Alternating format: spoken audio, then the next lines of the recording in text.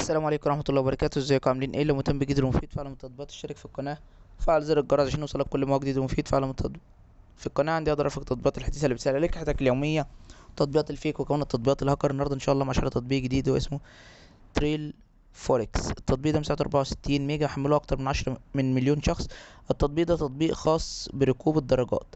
لو انت من عشاق ركوب الدراجات وبتحب تركب دراجات وتحب تمشي بيها في اماكن جديدة، او تكتشف اماكن جديدة او اماكن مخصصة للدراجات او اماكن زي الاماكن اللي بيبقى فيها حصو، الاماكن الجبال، الاماكن زي الادغال وكده. فانت بتقدر من خلال التطبيق ده ان هو يعرفك الاماكن المخصصة لسير الدراجات في الاماكن اللي زي كده دي، سواء بقى انت في اي بلد من بلاد العالم. فالتطبيق ده بيقدر يقولك على افضل اماكن ان انت تمشي بيها بالدراجات بتاعتك، سواء بتمشي لوحدك او بتمشي في مجموعات مع بعض، سواء بتمارسوا بتمارسوا رياضة الدراجات او بتعملوا سباقات او كده.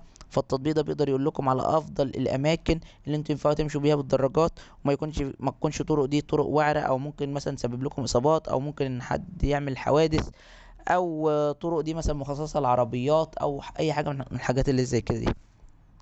فالتطبيق ده بيعرفك الطرق الكويسة والطرق الافضل اللي انت تعرف تمشي فيها بالدراجات، وكمان بيقدر يحدد لك الموقع بتاعك انت فين بالظبط، ولو حبيت ان انت ترجع يقدر يرجعك من المكان اللي انت جيت منه، ويقدر يعرفك الطريق اللي انت ماشيه ده اخره فين، وعشان تدخل في الطريق ده وتطلع منه تاخد وقت قد ايه.